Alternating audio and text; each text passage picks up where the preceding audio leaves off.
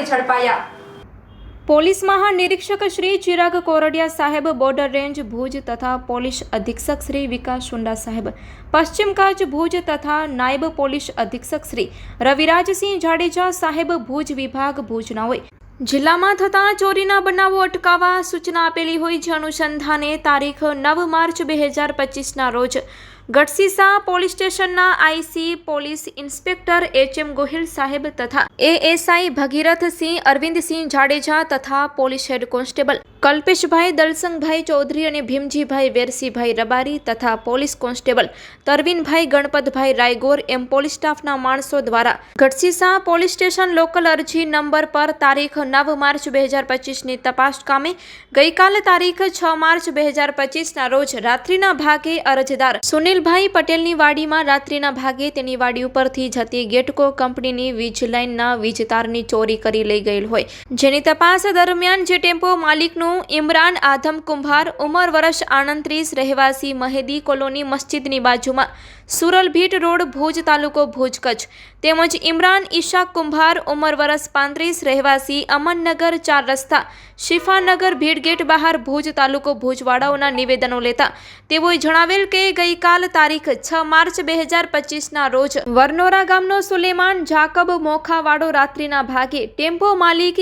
ઇમરાન આધમ કુંભાર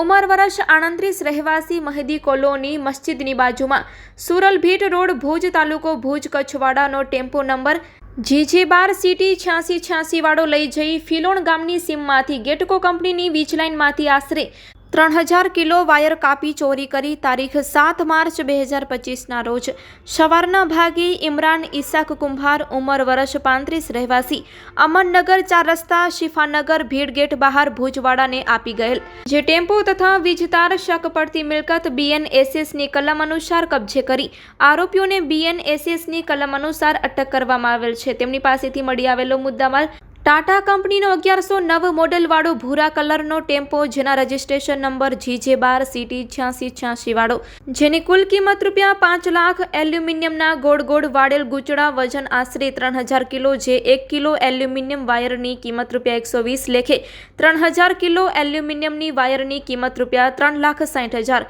અને mobile phone નંગ 2 જેની કિંમત ₹10,000 આ મુદ્દા માલ કબજે કરવામાં આવ્યો છે। આરોપી ઇમરાન આધમ કુંભાર અને ઇમરાન ઈશાક કુંભાર આ બંને આરોપીને પકડી પાડવામાં આવ્યા છે। આ સફળ કામગીરીમાં આઈસી પોલીસ ઇન્સ્પેક્ટર એચ.એમ. ગોહિલ સાહેબ તથા એએસઆઈ